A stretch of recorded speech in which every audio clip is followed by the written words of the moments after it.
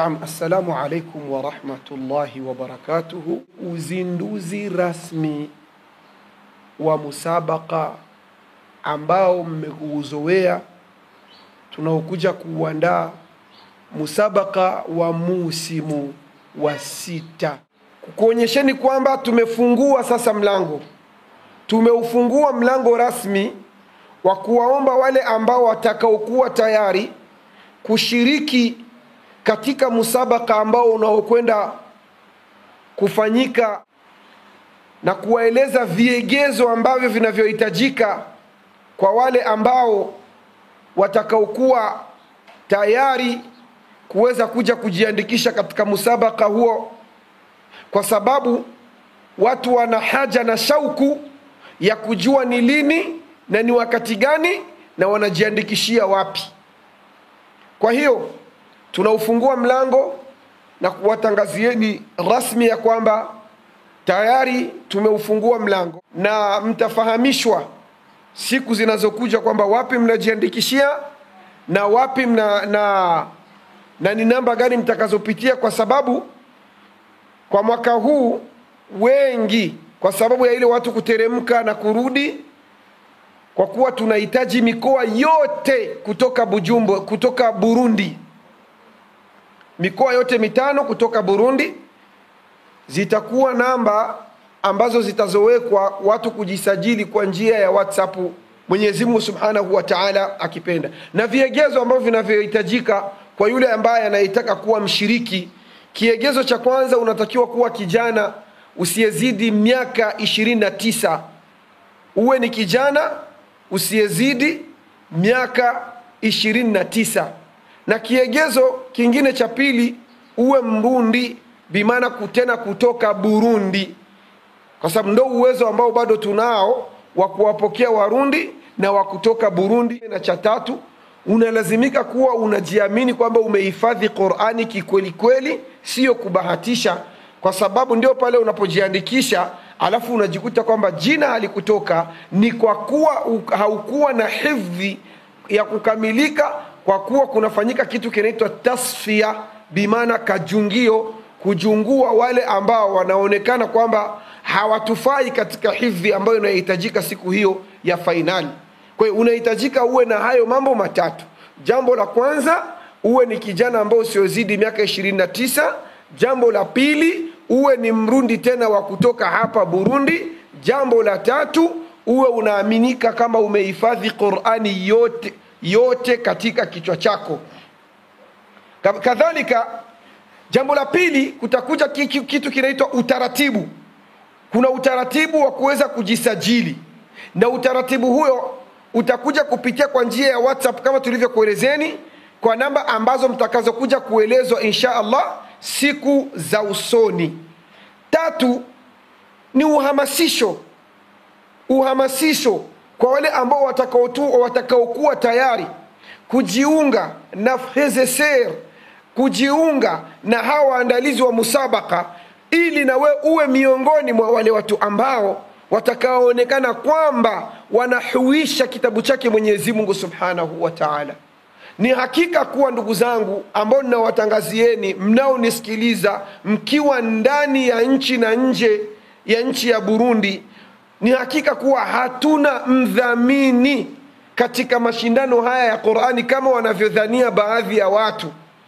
Ni watu tu walijifikiri wakakusanyika, ndio ikatoka hii association, hii taasisi ya FREZESER, wakaona sasa tufanye nini ili na sisi tuone kama tunamtumikia Allah Subhanahu wa Ta'ala. Kwa sababu kumtumikia Mwenyezi Mungu Subhanahu wa Ta'ala, kuitumikia dini ya Mwenyezi Mungu Subhanahu wa Ta'ala, kuitangaza dini ya Mwenyezi Mungu Subhanahu wa Ta'ala, kuizagaza dini ya Mwenyezi Mungu Subhanahu wa Ta'ala, haingoji tu kwa msomi na shekhe.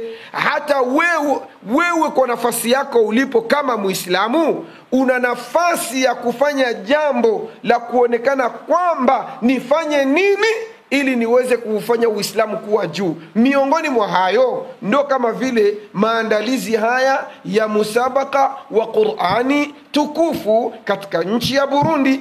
Hakuna wadhamini kusema unjo mdhamini ambaye rasmi huwa anadhamini musabaka huu. Ndio kwa maana utakutana kwamba mwaka huu labda tulisema itakuwa mshindi wa kwanza ni milioni 10, na mwaka huyu mshindi labda ikateremka au ikapanda, kutokana na kule ya kwamba hatuna mdhamini rasmi. Lakini pia kuna wale ambao alhamdulillahi rabbil alamin, tuzitoe shukurani zetu za dhati, kuwashukuru, kuona kwamba huwa hawatuachi katika kusaidia na kuchangia na kuboresha jambo hili la musabaka wa Qur'ani katika nchi ya Burundi. Wako ndugu zetu Kiswahili Halaka, Mwenyezi Mungu walipe kila la kheri, ni watu ambao wako pamoja na sisi kila tunapoandaa musabaka. Wapo ndugu zetu wa Agence Kariako, mashaallah, na wenye pia Mungu awabariki kuwa hawajaacha kuweza kutusaidia. Kadhalika tuna walezi ambao mpaka sasa tunatembelea fikra zao, na hata wakiwa na kile cha kuweza kutusaidia, kwa kweli huwa wanatusaidia. Ni hawa ndugu zetu wa Al-Hikma Foundation, ni taasisi ya Al-Hikma Foundation ya Dar es Salaam, ambayo chini ya raisi ya Al-Sharif Abdul Qadir Al-Ahdali, na chini ya usimamizi kadhalika wa Sheikh Nuruddin Kishki. Mwenyezi Mungu awahifadhi na aweze kuhifadhi taasisi ya Al-Hikma Foundation kutokana na baadhi ya mambo makubwa ambayo wanayafanya. Kwa hiyo hao ni kama vile tuseme ndio watu ambao ndio baadhi ya taasisi au baadhi ya watu ambao wanatuunga mkono kila tunapoandaa mashindano haya ya Qur'an. Kwa hiyo Muislamu popote ulipo, sawa na kile ambacho Mwenyezi Mungu Subhanahu wa Ta'ala alikupa, wallahi tunakuomba kwa ajili ya Mwenyezi Mungu Subhanahu wa Ta'ala, changia. Hata ukisema mimi ninaweka 10,000 kwa ajili ya maandalizi hayo musabaka, nitaweka laki kwa ajili ya maandalizi hayo, nitaweka milioni kwa ajili ya maandalizi hayo, nitaweka yani, hata ukisema mimi niko tayari kudhamini, nielezeni tu kwamba nipeni bajeti ambayo mnahisi kwamba itatumika. Karibu. Hili ni jambo ambalo kwa kweli ni fikra tu za watu, ndio ikaonelea kwamba tufanye hilo jambo la kuweza kufanya musabaka ambao tumezoea kwamba misabaka mingi ni ya misikitini, misabaka mingi ni ya kwenye maholi, lakini tukapendelea baada ya kuona kwamba jambo la misabaka inayofanyika katika nchi za wenzetu, na hasa ule unaosimamiwa na Al-Hikma Foundation unaokusanya watu katika uwanja wa mpira. Kwa hiyo na sisi tukaona na sisi tuanze kufanya mauwanja, tukusanyikie uwanjani kwa ajili ya jambo hilo, ndugu zangu. Kwa hiyo tunakuombeni kwa wale ambao watakao kuwa tayari, ima unaweza kujiunga nasi hata kwa fikra, tunakukaribisha.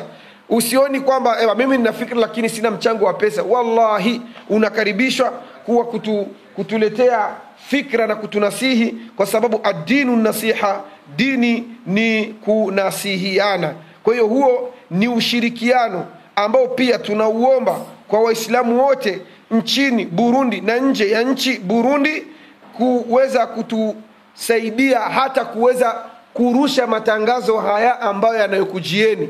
Hilo ni jambo lingine ambalo tunalikuombeni kwamba mtakapopata matangazo haya basi yarusheni kwa wingi, ili tuweze kupata wale watu ambao wataokuja kutudhamini na kuweka michango yao kwa ajili ya jambo hili la maandalizi ya musabaka huu. Ndugu zangu wa Kiislamu, tukiendelea ni kwamba kama mnavyoona pia katika kamera hizi yupo ndugu yangu ambaye pia ni miongoni mwa waandalizi wakubwa wa musabaka huu, na akiwa ni miongoni mwa majaji wakuu ambao tunaotegemea katika musabaka huu, akishirikiana na wenzake. Hivyo naye atakuwa na neno la kuweza kuwafahamisha ndugu Waislamu ambao wanaotufuata katika TV hizi ambazo zimekuja kutaka kujua nini kinachoendelea juu ya mashindano hayo ambayo yanaandaliwa, mashindano makuu zaidi nchini Burundi yatakayofanyika mwezi wa 4 na itakuwa ni Shawwali insha Allah. Karibu Sheikh Majaliwa Uthman.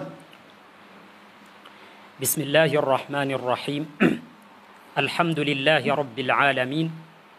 Wassalatu wassalamu ala Sayyidina Muhammad ibn Abdillah وعلى آله وصحبه أجمعين أما بعد. السلام عليكم ورحمة الله وبركاته. وعليكم السلام. Sifa kamilifu ni zake Allah subhanahu wa ta'ala, rehma na amani zimuendee nabii wetu na mtume wetu Muhammad, yeye na ahli zake na masahaba zake na waumini wote watakaofuata mwenendo wao hadi siku ya kiyama. Amma baada ya hayo,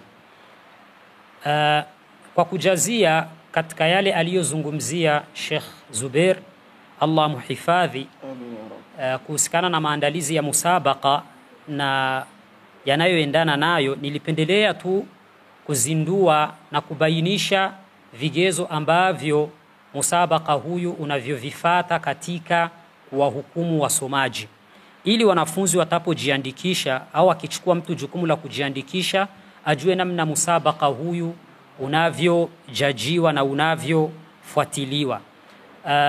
Musabaka huyu unawasikiliza wanafunzi na kuwajaji kunako nukta 4 katika kuhifadhi Qur'ani tukufu. Ama nukta ya kwanza, kigezo cha kwanza ambacho majaji wanamtazama kwacho mwanafunzi anapokuwa anasoma ni nguvu yake ya kuweza kuhifadhi, yani kuisoma Qur'ani hali ya kuwa haoni, kwa kuwa anamuuliza swala kisha anafika anasoma. Kadiri anavyoweza kusoma mkichwa kuonesha nguvu yake ya kuhifadhi, ilo jambo linampa daraja na pointi katika waraka wake ambao ndani yake tuna mjaji kwao.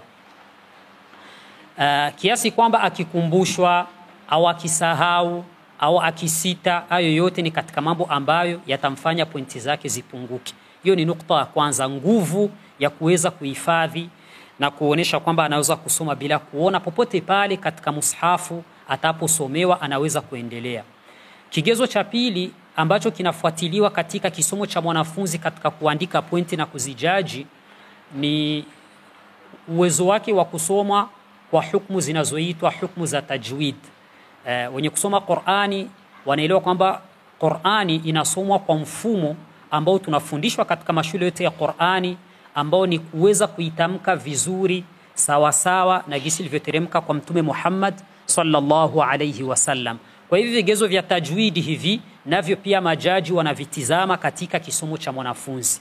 Yawezekana mwanafunzi akawa na uwezo wa kusoma vizuri bila kusahau, lakini huenda kutamka kwake kwa kunakosea. Vigezo hivi vya tajwidi hilo litamuondoa katika pointi. Kumbe kabla mwanafunzi kujiandikisha ajichunguze kwanza au ahakikishe pamoja na mwalimu wake kwamba yuko sawasawa katika kuhifadhi na yuko sawasawa katika kuisoma Qur'ani kwa vigezo vya tajwidi na hukumu zake kama inavyojulikana. Kigezo cha tatu katika yale ambayo majaji watafuatilia kwayo ni namna mwanafunzi anaposoma alwaqfu walibtida, anasimama aje na anaanza aje. Na hicho kigezo ni katika vigezo muhimu sana katika kuisoma Qur'ani. Lazima kwenye mwanafunzi anapotua wakati anaposoma kuwe kunaambatana na kumekamilika maana ambayo aliyokusudia Allah subhanahu wa ta'ala katika hizo aya za Qur'an anazozisoma. Na pale anapoanzia lazima pawe panaleta maana inayotufidisha yale ambayo aliyokusudia Allah subhanahu wa ta'ala. Na hivyo ikiwa ni mwanafunzi kwamba anasimama popote pale anapotaka na anaanza popote pale anapotaka, kiasi kwamba hachungi maana zimekamilika au zikukamilika, ili jambo linaweza likamfanya daraja zake zikashuka chini, aidha nafasi yake ikawa iko chini katika matokeo. Kumbe hichi ni kigezo muhimu sana. Inabidi mwanafunzi ajichunge mbele ya mwalimu wake kabla ya kuingia kwenye mashindano haya, kujua kwamba yuko sawa. Alafu kigezo cha mwisho ni uzuri wa sauti ya mwanafunzi, na hichi ni kigezo ambacho tunakiangalia lakini kwa pointi zilizokuwa ndogo, pointi 5 kwa 100. Uzuri wa sauti, wakati mtu anaposoma Qur'ani anajipatia hii pointi anapokuwa na sauti. Kwa hiyo vigezo 4 ni muhimu sana kwa yote yule ambaye atakayejiandikisha, na ndivyo vitakavyo watofautisha washiriki wote wa musabaka, na ndivyo kadiri wanavyoshindana katika kutekeleza hivi vigezo, ndivyo tutapata wa kwanza na wa pili na wa tatu na wa 4. Na majaji katika musabaka huyu watakuwa makini mwanzo mpaka mwisho katika kisomo cha kila mmoja miongoni mwa wale wanasoma kuendana na hivi vigezo, na huku wakiandika mulahadha wote ule au lolote lile wanalolisikia katika yale yanayojiri kutokana na hivi vigezo, katika waraka wa kumjaji mutasabiq wote ule. Narudi tena navikumbusha kwa haraka ili tuzidi kuvikumbuka vigezo hivi, na hasa wale watakaojiandikisha katika wanafunzi na walimu zao ambao ndio wanawaandaa kushiriki katika mashindano. Tunahitaji nguvu katika kuhifadhi, quwwatul hifdh, nguvu katika kuhifadhi. Yani mwanafunzi awe na uwezo wa kusoma bila kusahau wala kukumbushwa wala kusita. Hichi kitu kinampa pointi nyingi katika kumjaji kisomo chake. Jambo la pili, hukumu za tajwid, kujua kusoma Qur'ani kwa ufasaha kama ilivyopokelewa kwa Mtume sallallahu alayhi wasallama, kama inavyofundishwa katika shule za Qur'ani. Ili jambo pia lina pointi zilizokuwa nyingi katika kujaji. Jambo la tatu, kujua namna nasimama wapi na naanzia wapi, natua wapi na nitaanzia wapi, pia ili jambo linafuatiliwa. Jambo la mwisho ni sauti iliyokuwa nzuri, pia inampa pointi 5 mwanafunzi. Kwa hiyo katika hivi vigezo vinne ndivyo watavyoshindana kwavyo wote watakaoshiriki katika haya mashindano, na majaji watawasikiliza na kuwahukumia na kuwapa pointi na daraja na nafasi kutokana na kushindana kwao katika hivi vigezo. Yule ambaye katika wanafunzi ataona kwamba yuko na upungufu katika kigezo miongoni mwa hivi vigezo, hakuna haja kujiandikisha. Ni bora zaidi amwachie nafasi mwingine ambaye anamuona ni bora kulikoni yeye, kwa sababu ni mashindano, na mashindano yanataka kila mwenye kuingia ajiamini kwamba ni kweli naweza kupambana. Si nafasi ya kuja acha niende labda nikajaribu, acha niende nikapime bahati yangu. Mambo kama haya hayatamfikisha mwanafunzi popote pale. Kumbe vizuri kwa mwanafunzi ni kujiandaa, maandalizi yaliyokuwa mazuri, asaidiane na mwalimu wake amchunguze, amwambie kwa kweli wewe umekaza, uko vizuri, una maandalizi yaliyokuwa sawa, unaweza ukajiandikisha na uweze kupambana na wenzako. Wa ila mwanafunzi akija kwamba katika hivi vigezo yuko na ubovu katika kuhifadhi, murajaa wake hauko vizuri, tajwidi yake haiko vizuri, atakuja alafu atakutana kwamba amekosa nafasi yoyote ile, na huenda akaanza kudhania labda kwamba ameibwa nafasi au labda amedhulumiwa au mengineyo, na ilhali si sahihi. Kumbe tunahitaji ambaye atakuja kujiandikisha ajiamini kwamba yuko sawa katika hivi vigezo vinne ambavyo ndivyo musabaka unawajaji kwavyo wale ambao watakao shiriki. Kwa kumalizia, nikimwomba Allah subhanahu wa ta'ala awafikishe wasimamizi wa huu musabaka, amina, na watakao changia katika kufanikisha, na awalipe kila la khairi, na awafikishe na ajalili jambo liwe ni khalis kwa ajili yake Allah jalla jalaluhu, na awalipe kwalo malipo yaliyokuwa makubwa. Na Allah vile vile namuomba aweze kuwafikisha wale ambao watakao jiandikisha katika mashindano haya kuweza kupata tawfik na kuweza kuzidisha katika ilmu na kupata daraja zilizokuwa juu. Innahu waliyu dhalika walqadiru alayhi. Amin. Wassalamu alaikum wa rahmatullahi wa barakatuh. Kumaliza kumsikiliza Sheikh wangu Sheikh Majaliwa Uthman ambaye ni katika majaji wakuu na wategemea katika maandalizi haya musabaka. Tulikuwa tunaomba sasa kama kuna yale ambayo media hizi, TV hizi online zitaweza kutaka kutuuliza, kwa hiyo tunakukaribisheni insha Allah. Fali yatafadhali almashkur. Umeulizia swali ambalo na pia tulitegemea kama hili linaweza likaulizwa kwamba je, tulianza huko mwanzo kuwa katika ukumbi holi lile la markazi, na mwaka jana alhamdulillah tumebahatikiwa kufanya musabaka huu uwanjani Buterere. Sasa swali linakuja kwamba je, tutaendelea kufanya misabaka hii uwanjani au tutarudi kwenye holi? Na hata ikibidi mfano uwanjani, je, uwanja utakuwa bado ni ule ule wa Buterere au tunatarajia kutafuta nyanja zingine? Niseme kwamba swala la sisi kuendelea kuwa katika misabaka ifanyike uwanjani ni ushiriki wa wadhamini na Waislamu kujitolea pale itakapoonekana budget itatukubalia kufanyia uwanjani.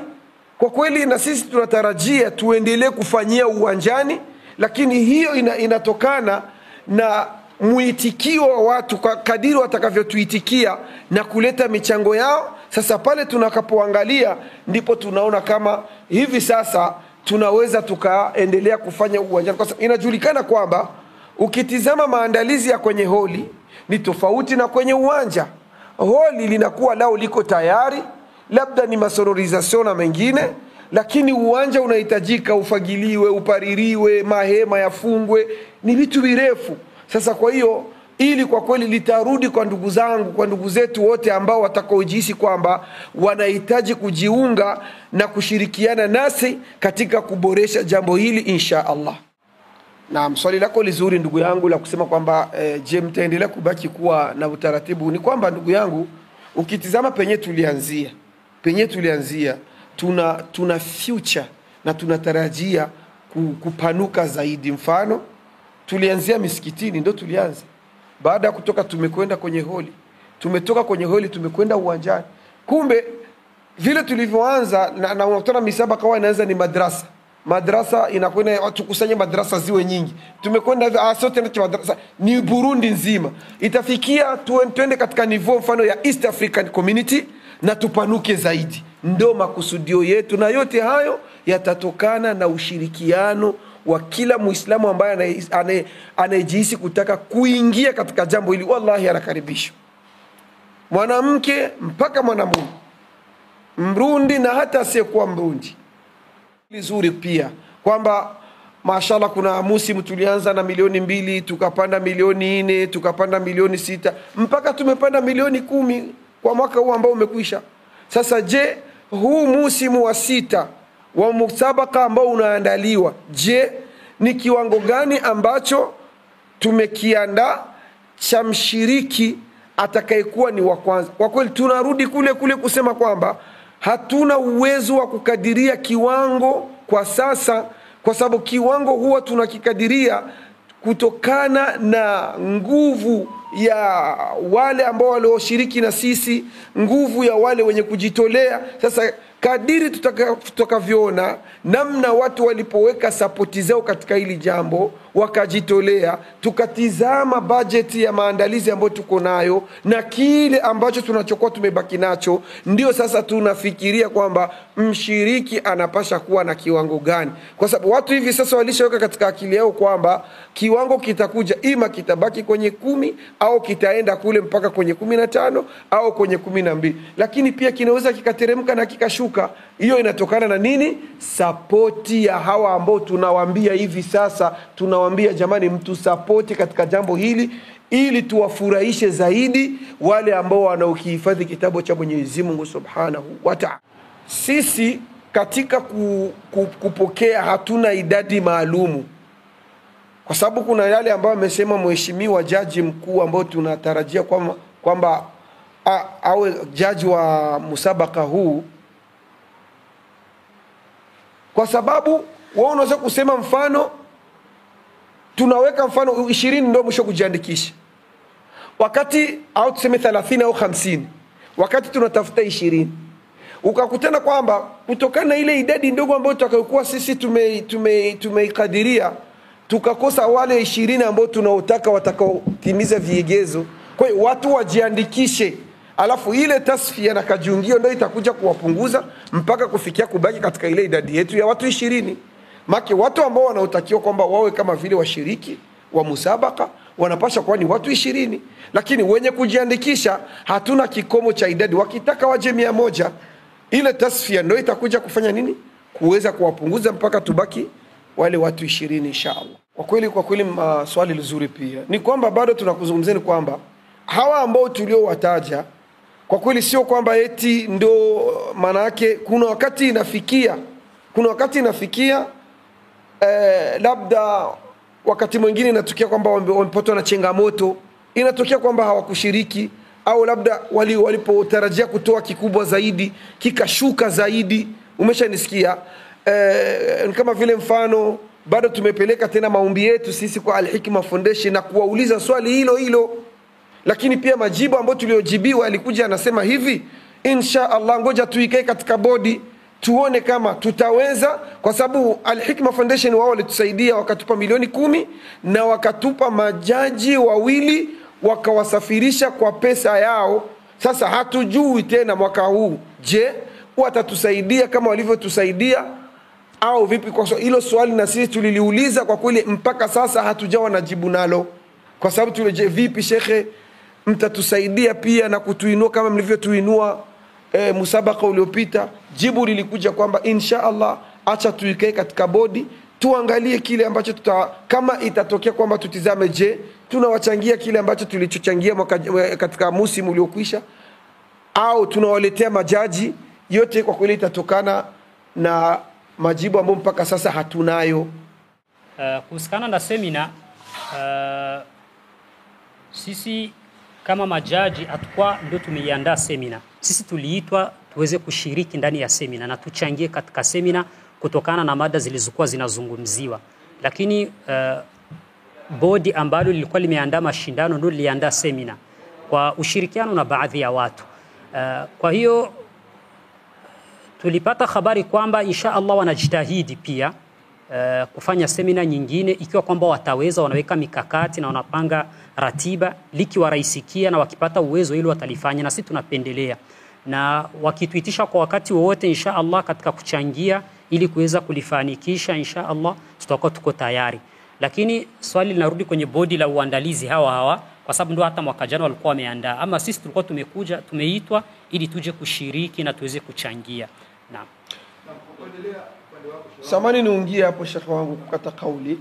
Nirudie huko kwa Sheikh na majaliwa, na sawa na swala ambalo uliloliuliza ni kwamba unajua tunajitahidi kufikiria ni namna gani tutaendelea kuboresha hili jambo. Ndio kama vile tunasema kwanza ilikuwa tunapokea tu washindi, tunawapokea na moja kwa moja wanaingia kwenye musabaka, lakini tukaona tuwe na idadi maalum ambayo itafanywa tasfia.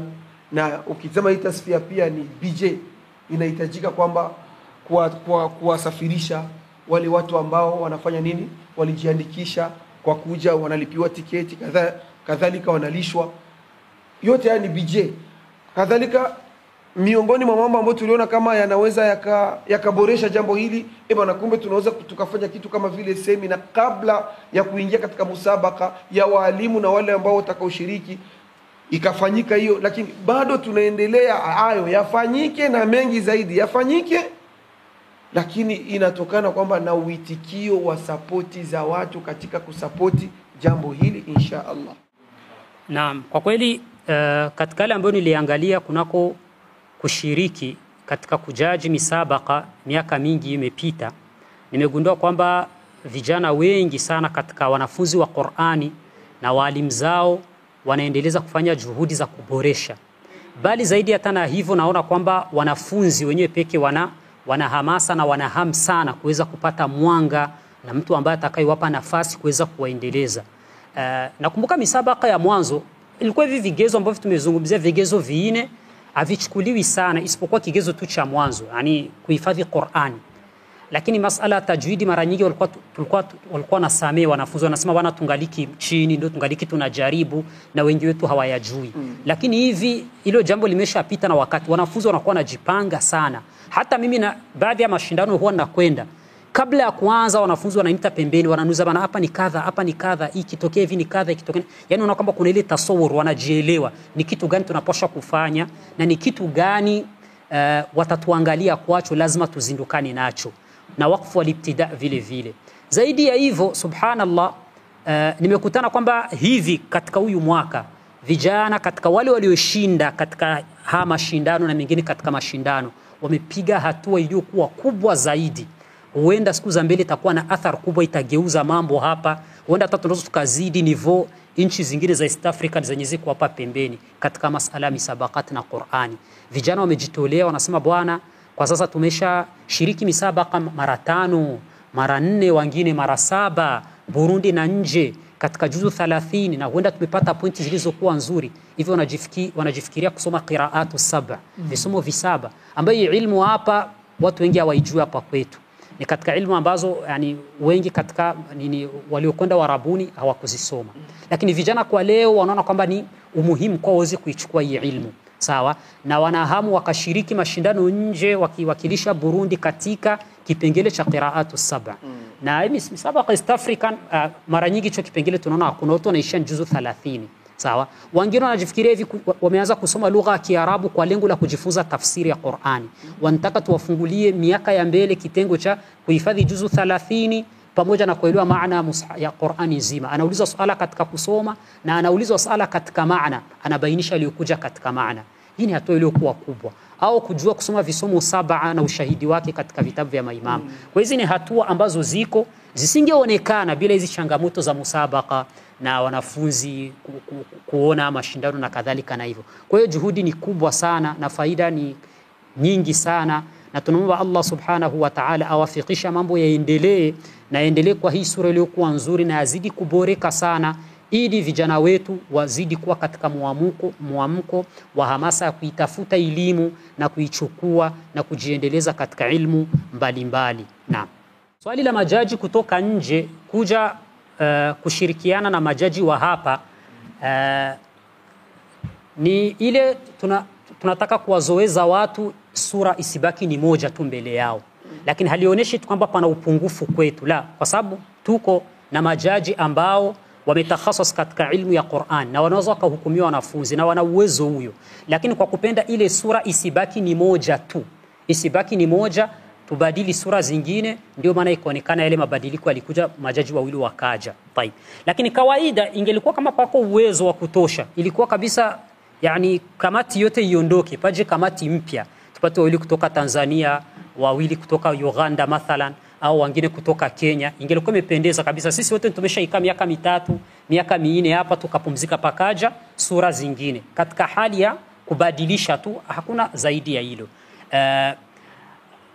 Na taban swali la ujaji, ndugu yangu, ni swali ambalo linahitaji ilmu, kwa sababu kazi ya ujaji ni kazi inahitaji ilmu, na ilmu maana yake nataka umetakhasas katika masala ya Qur'an, na sisi tunataka mwenye kuikaa katika meza ya ujaji awe na uwezo katika vile vigezo 4 kabla ya kumhukumu kwa vile mwanafunzi. Yeye mwenyewe kisomo chake kiwe kinaviheshimu vile vigezo 4, ambapo alishahifadhi Qur'ani nzima, tumjue kama alisoma fasi, alihifadhi Qur'ani nzima, sawa. Alafu jambo la pili, tujue kama kisomo chake kina tajwid.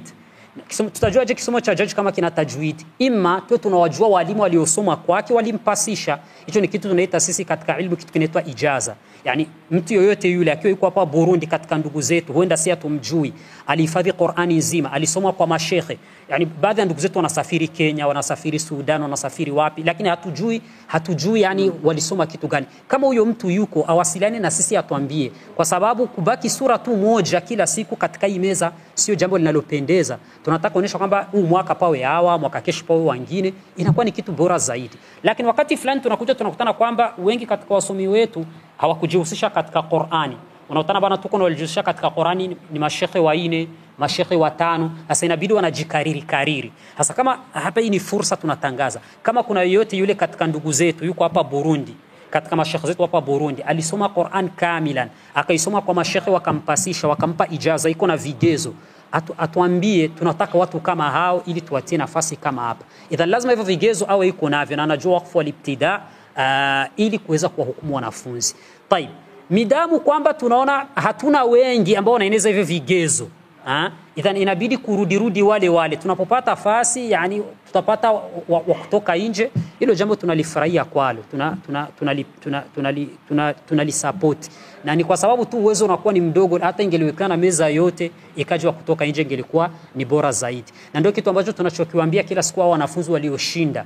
Mimi kila siku nawaambia nyinyi wanafunzi ambao mmeweza katika mashindano, jiinueni kielimu ili kesho na mweze mkaikae katika ile meza ya majaji, ili waliotangulia waweze kutoka paje na wengine insha Allah. Naam.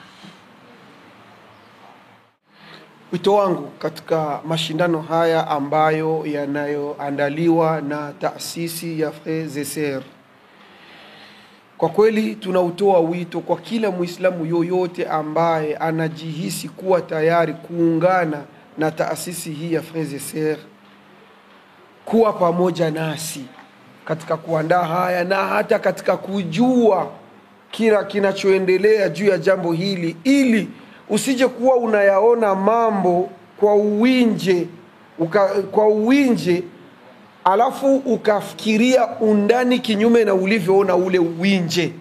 Kwa kweli tunaendelea kusema kwamba jambo hili ni jambo ambalo halina udhamini wa moja kwa moja, bali kinachotegemewa ni sapoti za Waislamu kutoka nje na ndani ya nchi ya Burundi.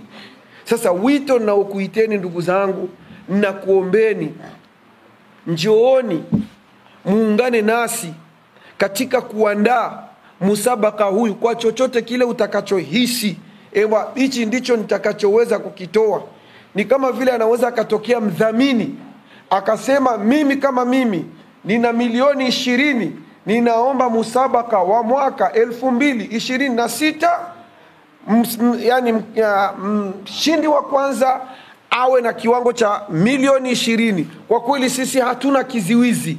Ukiamua kusema mimi kama mdhamini, andaeni vyote, insha Allah mimi nitatoa zawadi za washindi. Kama vile alhamdulillah kuna lile duka linaitwa kama ni la ndugu yetu Yero, ambalo na wenyewe pia huwa wako pamoja na sisi katika kujitolea kuwapa nguvu vijana, kwa kuwa yeye anafanya kazi ya nguo za hizi baze. Huwa anajitolea kama ni watu wangapi vile, kama ni watu 5 au watu 3, hujitolea baze za bei kwa kuwapa kama vile nguvu. Kadhalika kuna mule ambaye anaweza kusema, mimi insha Allah nitatoa zawadi ya simu kwa washindi 2 au 1, mimi nitatoa zawadi ya saa yani kila mtu ajihisi kufanya kile ambacho anaona kama na hichi nikifanya kinaleta motisha na nguvu, hata kwa wengine ambao wataona, kwa wengine waseme insha Allah acha tufanye nguvu, twende tukafanya hilo. Alafu jambo lingine, kuna watu wanadhani kwamba hili jambo la watu kushindana na kupewa chochote, eti kwamba unakutana hao washindi wanakuja kushindana pale, wanajikutana kwamba wanahifadhi Qur'ani kwa sababu ya kupata tu chochote. Mimi nafikiri kwamba nia ya mtu ndio inamfikisha hata swala. Si swala watu hawalipi chochote, hawapei pesa, lakini kuna watu wanasali kwa ria, na kuna watu wanasali bila ria, na kuna watu wanasali kwa ucha Mungu. Basi hilo jambo tuliache kwamba linabaki kwa yani ule mshiriki mwenyewe, ule msomaji mwenyewe. Je, hii Qur'ani yake anaihifadhi kwa sababu ya kupata hichi? Anaihifadhi watu wamjue? Anaihifadhi ajulikane?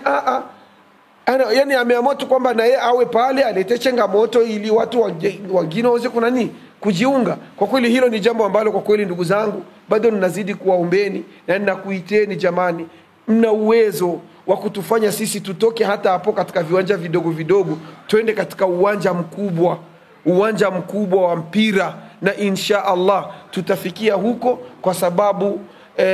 kwa sababu hakika inajulikana na kufahamika kwamba tuta lile la mchanga huwa halianzi tu hivyo, linaanzwa ni changarao mpaka linakuwa tuta na mlima. Kwa hiyo Mwenyezi Mungu Subhanahu wa Ta'ala itafikia, atatujalia. Lakini ndugu zangu, narudia nikimalizia kwamba sapoti zenu zinahitajika juu ya jambo hili insha Allah.